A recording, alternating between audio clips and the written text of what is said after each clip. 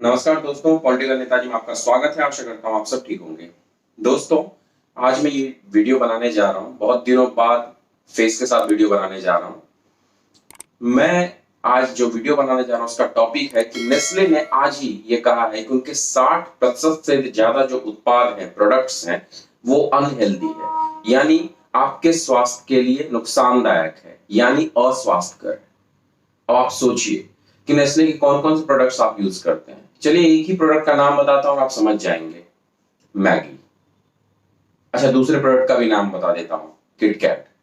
यानी ये ऐसे प्रोडक्ट्स हैं जो भारत के गरीब और मध्यम वर्गीय तबके के घरों में, हर घर में पाए जाते हैं। किटकैट का नहीं पता गरीबों के लिए, लेकिन मैगी का तो पक्का कह सकता हूं कि गरीब और मध्यम वर्गीय हर तबके के यहाँ मैगी बनता है। और उतना ही नहीं, स्टूडेंट्स के लिए तो मैगी वरदान साबित हुई। कुछ नहीं है तो मैगी बना लो। और वही कंपनी आज कह रही है कि उसके 60% प्रोडक्ट अनहेल्दी है। हालांकि वो मैगी को डिफेंड कर रही है, लेकिन कह रही नहीं, मैगी में कोई प्रॉब्लम नहीं है। और 2 साल पहले मैगी का यही बहुत बड़ा प्रॉब्लम सामने आया था, और तब जाकर के कई तरह के प्रोडक्ट्स और नूडल्स आगे जाके सामने आने से मैगी को बंद कर दिया गया था प्रोडक्शन के लिए कई जगहों पे। और कई महीनों बाद फिर से मैगी स्टॉल में आई तो लोगों के चेहरों पे खुशी आ गई, चलो मैगी आ गया। और वो कंपनी आज खुद एक्सेप्ट कर रही है कि हमारे 60% प्रोडक्ट अनहेल्दी है। कितनी हास्यास्पद बात करिए या चिंता की बात, की दोनों कहना चाहते हैं, आप कह सकते हैं। आपको बताना चाहता हूं कि जानते हैं क्या आप कि नेस्ले इंडिया सिर्फ आपके देश से कितने पैसे लेके जाती है? अगर सिर्फ इस वर्ष का आंकड़ा देखिए तो $122 बिलियन। गूगल कर लीजिएगा, $122 बिलियन कितना होता है। $122 बिलियन यानी लगभग 13,000 करोड़ रुपए। और 14 से आंकड़े को अगर देखिए तो 95 करोड़, 91 करोड़, 95 करोड़, 81 करोड़, 114 करोड़, 119 करोड़, ये सॉरी $1 बिलियन में ये सभी है। मैं करोड़ गलत बोल गया, भारतीय हूं, भारत की स्टाइल में तो बोलूंगा ही बोलूंगा, लेकिन ये सभी $1 बिलियन में थे, सॉरी। यानी अगर आप इसको कैलकुलेट करें तो 9,000 करोड़, 10,000 करोड़, 15,000 करोड़ के बीच में ये सभी रहेगा। इतना ज्यादा जिस देश से उनको कमाई हो रही है, वहां कहा जा रहा है कि उसके 60% प्रोडक्ट अनहेल्दी है। तो क्या ये 60% प्रोडक्ट जो अनहेल्दी है वो पूरी दुनिया के लिए है या सिर्फ भारत के लिए है? आपको बताऊं ये भी साथ में कि नेस्ले इंडिया स्विस कंपनी है, यानी स्विट्जरलैंड की कंपनी है। वहां का ये ब्रांच है। यहाँ के सीईओ भारतीय होते हैं, ठीक है। यहाँ के भी कई मानक पे इसके प्रोडक्ट्स तैयार किए जाते हैं। अभी मान रही है 60% प्रोडक्ट अनहेल्दी है। कितने प्रतिशत प्रोडक्ट अनहेल्दी होंगे इसकी कोई जानकारी नहीं, जेन्युइन रूप में कितनी बातों को छुपाया जाएगा। जब इतने दिनों तक आपने छुपा लिया है तो आगे क्या करेंगे, और अभी की आपकी बात में कितनी सच्चाई मानूं। लेकिन यही बात बहुत ही चौंकाने वाला और डराने वाला है। और अगर इन लोगों के इतिहास की बात करूं, थोड़ा इतिहास में चलते हैं इनकी जानकारियों के बारे में। तो नेस्ले के प्रोडक्ट्स को और नेस्ले जैसी कंपनियों को बेबी किलर के रूप में माना जाता है। कुछ डेटास भी मैं दिखाते जाऊंगा साथ साथ, जिसे आप देखते जाइएगा। 1886 यानी 1886 में एस्टैब्लिश हुई नेस्ले, हेनरी नेस्ले की एक कंपनी जब काम करना शुरू की तो बहुत ज्यादा तेज इन्होंने एक बेबी फॉर्मूला इजाद किया। और उस फॉर्मूले के बेस पे इन्होंने बेबी फूड प्रोडक्ट बनाने लगे, बेबी मिल्क बनाने लगे।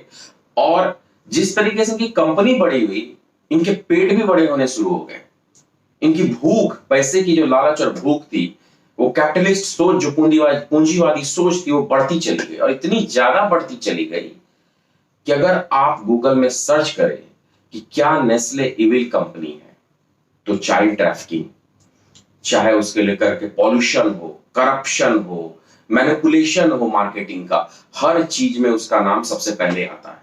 ऐसा नहीं कि दूसरे कंपनियों का नहीं आता है, भाई साहब का भी आता है और सबसे ज्यादा आता है। पहला वर्ड अगर आता है तो चाइल्ड ट्रैफिकिंग। और अगर सर्च करें तो 4 लाख लोगों को, 4 लाख बच्चों को चाइल्ड ट्रैफिकिंग करवाने के दरमियान में पकड़ा गया है। जुर्माने तो इन्हें लगते ही लगते रहते हैं।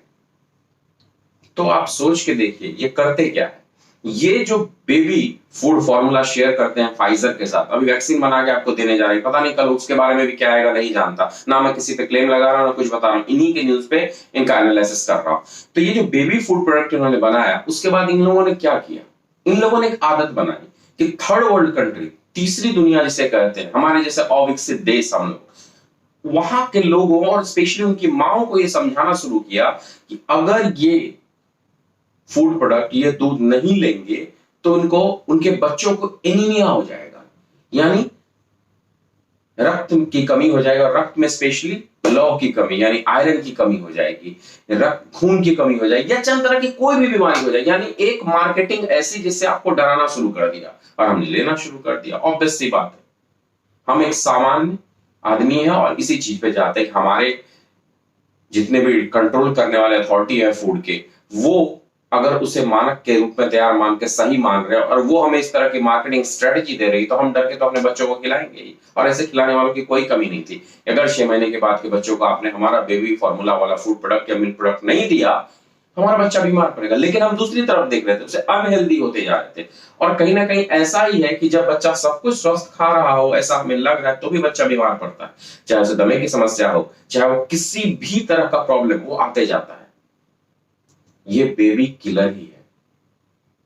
और मुझे नहीं पता कि ये न्यूज के कितने दिनों बाद फिर से इन्हें सर्टिफिकेशन मिल जाएगा कि यस, हमारे फूड प्रोडक्ट सही हैं, इन्हें खाया जा सकता है, ये स्वास्थ्यकर है, और हमारे सभी ऑर्गेनाइजेशन और एजेंसीज भी दे देंगी या नहीं भाई ये सही है।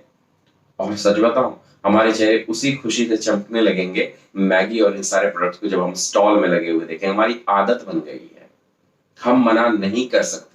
हमारे अंदर बाइकॉट और अवॉइड की क्षमता नहीं है। कहते हैं जब साउथ कोरिया की सरकार ने, पढ़ा था मैंने, गलत होगा तो माफ करिएगा, जब कहा कि उनके ऊपर बहुत कर्जे आ गए, सभी नागरिक चुकाने में अपने अपने गोल्ड देने की मदद करें, तो सारे नागरिक आके मदद किए थे, सबने अपने घर का गोल्ड दिया था कर्जा समाप्त।